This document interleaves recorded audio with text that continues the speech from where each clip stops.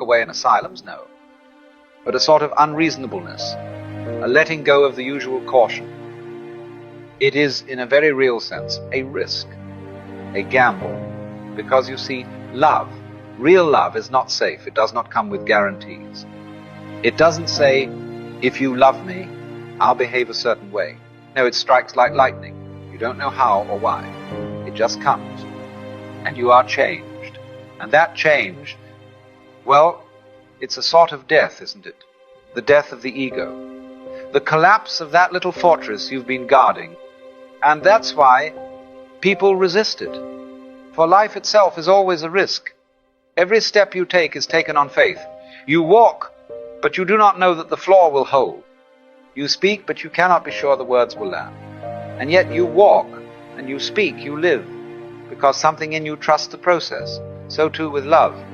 To fall in love is to give yourself over to something you cannot understand, to allow yourself to be touched, moved, and altered. And it's quite mad. But that madness is precisely what makes it sane. To resist it, to say, no, I must remain upright and unaffected, is to deny the most essential part of being alive. For love, like life, is a risk, a gamble. Every step we take, every path we follow, we walk by faith, not by certainty. When you fall in love, you are saying, I am willing to surrender, to give myself up into the unknown. And that is the boldest thing a human being can do. Now let us look more closely at this idea of surrender, because it's central to love. Love is not a matter of control. In fact, it's the very opposite. It is an act of surrender to another person, a giving of oneself completely, without reservation. Not because you're being noble or self-sacrificing, no, but because it's the only thing that can actually work. You see, all the sensible people in the world are busy holding on, watching their step, managing outcomes. And the more they hold on, the tighter they grasp, the less alive they become. But the person in love, they let go. They say, here I am, take me, do as you will. And of course that sounds outrageous. People say, you can't do that, you'll get hurt. Yes, you might. But the alternative is to never love at all, to stay locked in yourself, untouched and untouchable. And that, you see, is the real tragedy. Because when you try to protect yourself from love, you also shut yourself off from life. You cannot say, I want to experience the fullness of life, but I don't want any surprises. It doesn't work like that. Life and love are of the same fabric, they move in uncertainty. And it is only when you move with them instead of against them that you begin to understand. So we must understand that love is not sensible.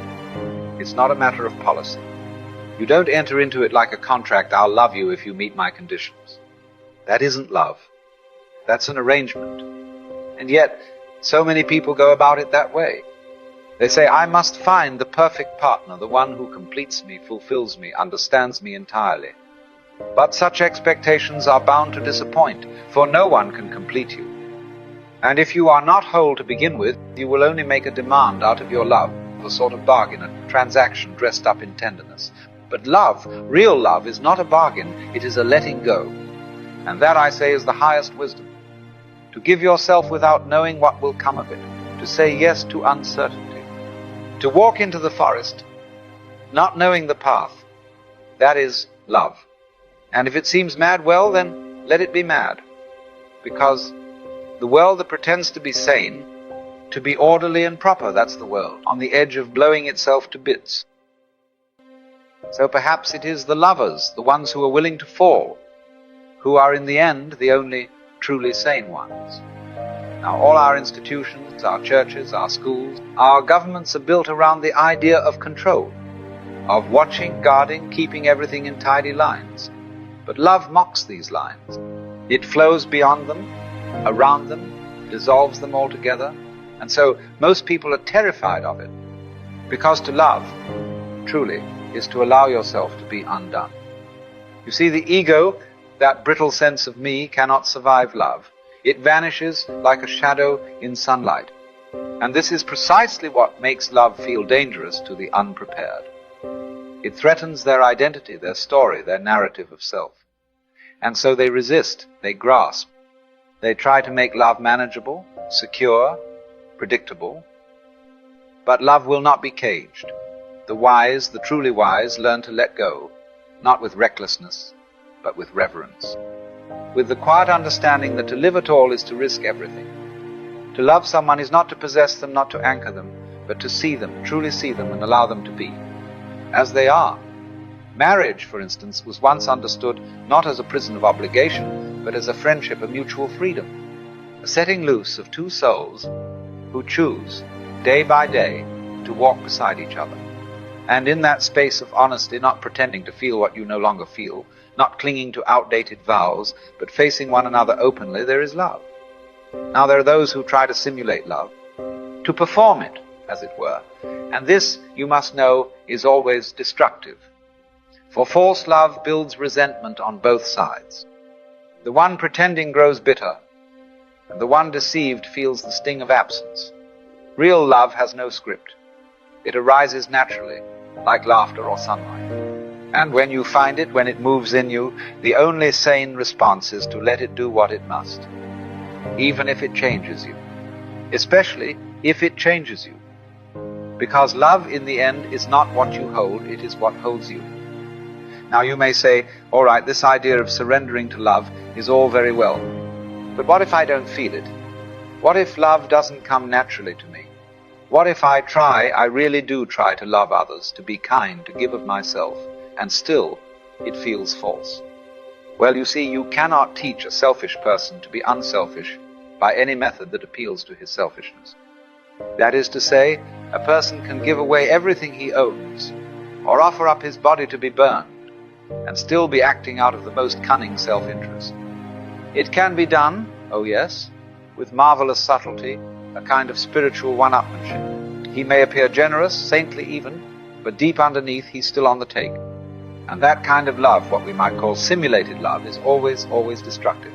It leaves behind a bitterness. It builds resentment not only in the one performing the false loving, but also in the poor soul on the receiving end, who begins to suspect that something is off, though they may not know exactly what. This is why so many of our efforts at kindness, at helping, at charitable love fail. They fail because they are not honest. They come not from the heart, but from a posture, from an idea about how one ought to behave. And in doing so, they create not connection, but distance. So what do? Are we to wait around doing nothing until some mysterious grace descends and we suddenly feel real love? Must we sit idly by, selfish as ever, until we're somehow transformed? No, not quite. But there is something to be said for honesty, because that honesty is the beginning of transformation. If, when you look closely at yourself, you discover that you are selfish, then be selfish. But do it consciously. Do it with open eyes. Ask yourself, what is it that I love, even selfishly? What do I cling to? What moves me?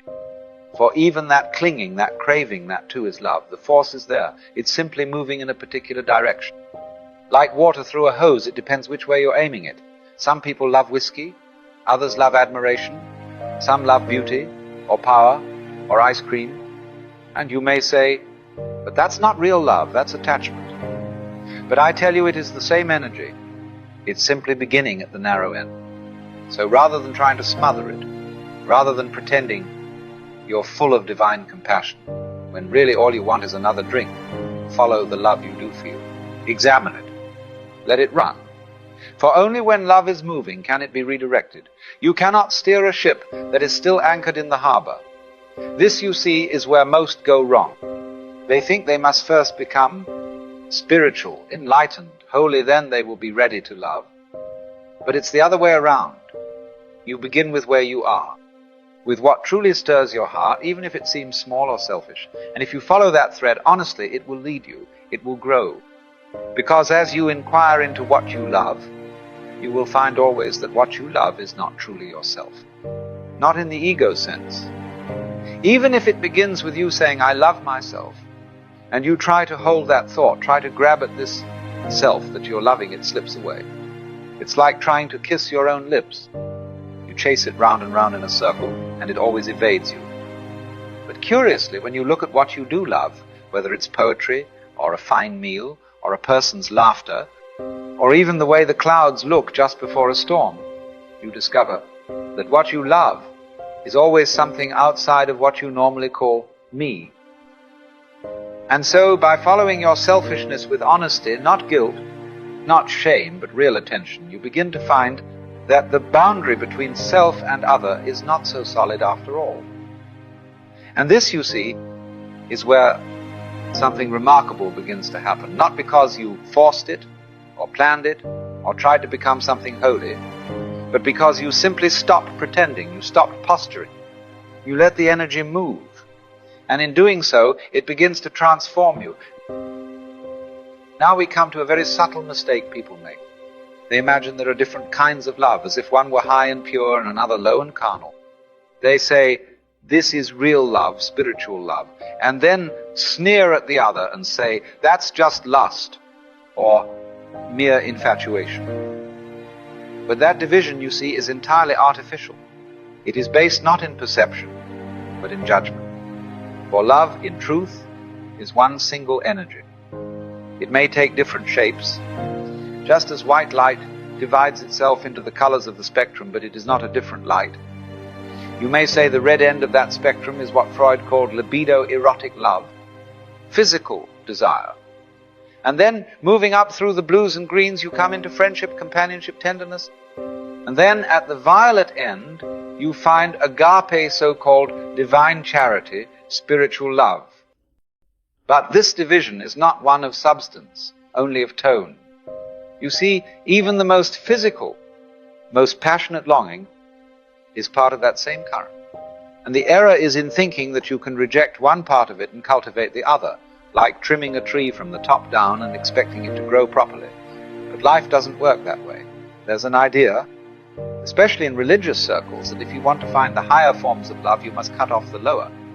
You must deny desire, renounce passion, suppress the senses, and only then will the pure kind of love arise. But this is a confusion. The problem isn't that lust exists. The problem is that people are afraid of it. They don't trust themselves to follow the current without being drowned in it. But the truth is, and this is rather beautiful, you let the energy move, and it clarifies itself. The same way a stream begins as a muddy trickle, and by flowing becomes clear. If you dam it up, if you hold it back out of fear, the water stagnates.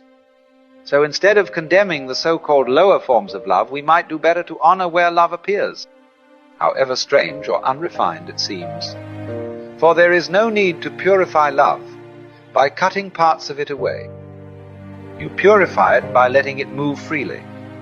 And when you really let love move, that is to say, when you follow it without clinging, without turning it into a demand, it begins to show you things.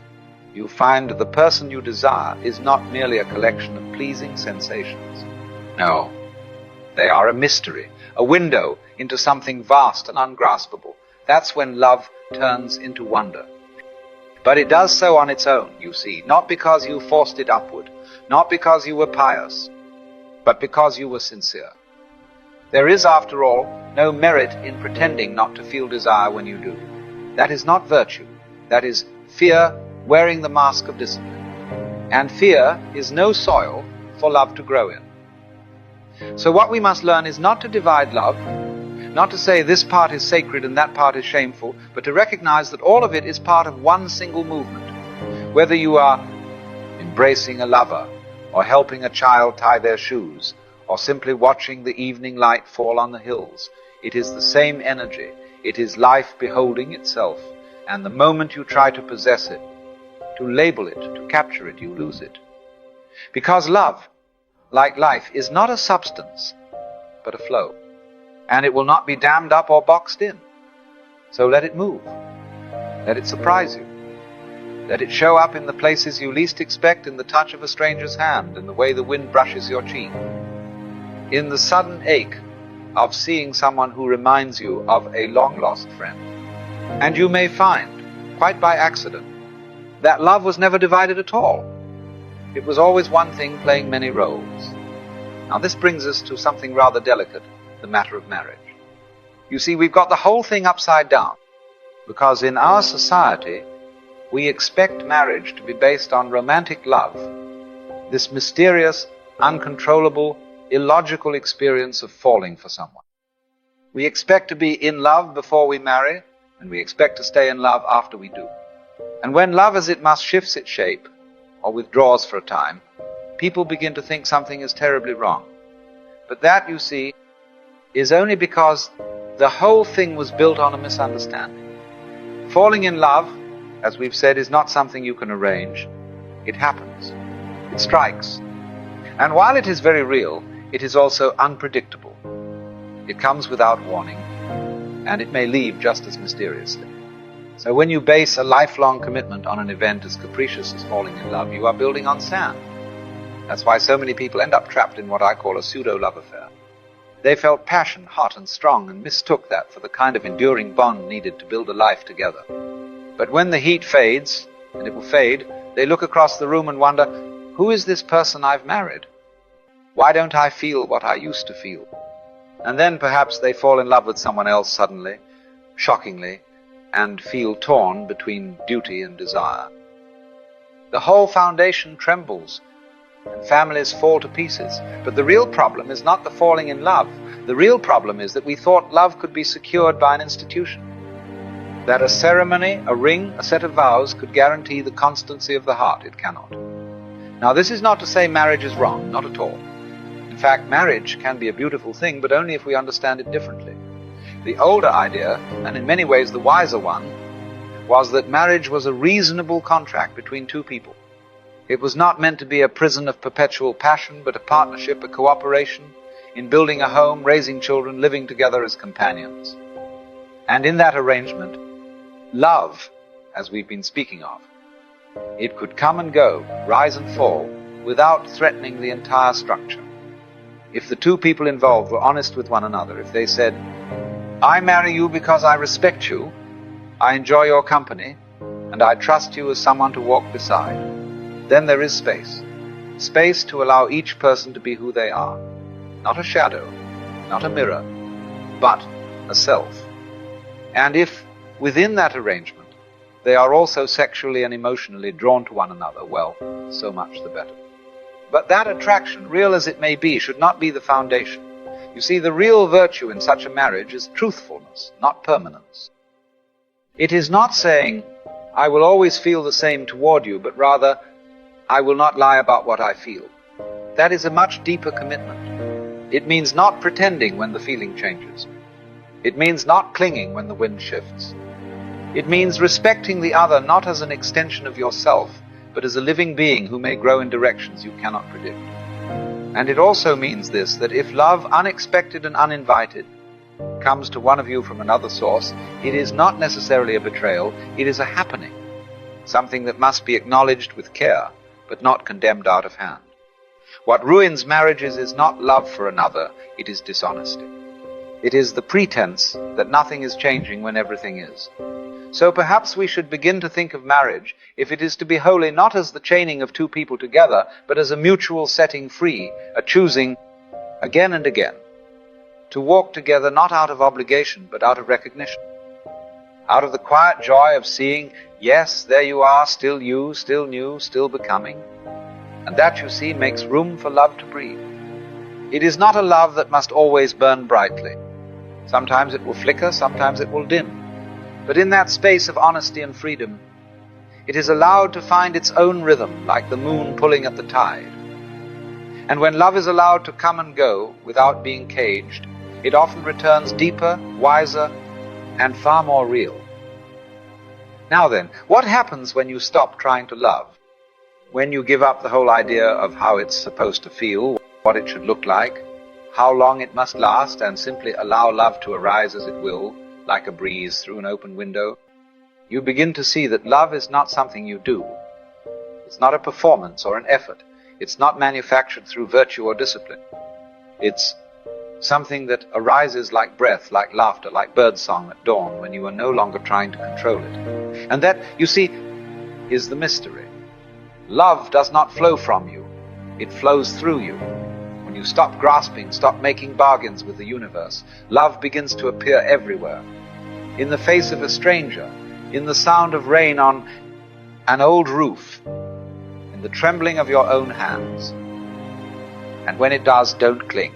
Let it move. Let it rise and fall. For love, like water, cannot be held without being lost. You see, it's like drifting on a river. The current is strong, and you don't know where it's taking you. But the more you thrash and fight, the more you go under. Yet if you relax, if you float, the river carries you. Not always where you expected, but often where you most needed to go. And so, to love is to trust the current, not to know its destination, not to chart its course, but to give yourself to it entirely. This is the deepest act of faith. Not to love with conditions, but to let love be what it is, wild, uncertain, untamable, and still say yes. So don't be afraid if love makes you foolish. Don't be afraid if it hurts. Don't be afraid if it asks you to change again and again. For you are not meant to control it. You are meant to be moved by it. And when you trust that movement, when you surrender to the flow, you'll discover that the river was never separate from you at all. It was always you, all along, coming home to yourself.